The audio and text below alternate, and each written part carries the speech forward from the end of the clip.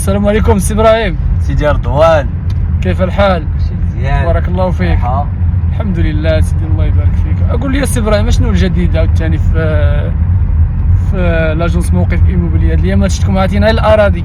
والحمد لله. واش تيقول لك اخويا رضوان، واحد المثال مغربي، الا تلفتي شد الارض. شد الارض، شري الارض. هو راه خصو يتصحح هذاك المثال. هما جدودنا الله يقول لهم برحمة الله، تيقول لك الا تلفتي شري الارض. زعما ما عرفتي شنو تشري، شري الارض. خويا رضوان، هنا اللهم بارك، هاد المنطقه اللي تتواجدوا فيها حاليا، الماء اللهم بارك. شوف، والارض جوج حوايج مهمين اخويا رضوان نقولهم لك. جوج حوايج الا بغيتي تانفيستي في الارض، كما كنا تعطيو نصائح استوديوهات، غنعطيو 3 نصائح مهمين. ما تلقاش اكثر من 3 نصائح. الاولى خويا رضوان هي تكون لها الطريق. الاولى هو يكون الماء. الثانيه تكون عندها طريق، والثالثه الوريقات ديالها.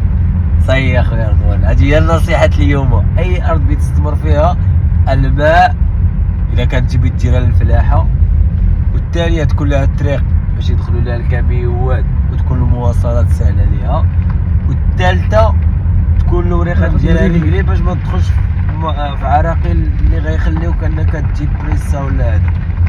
هذه مكانة السي رضوان.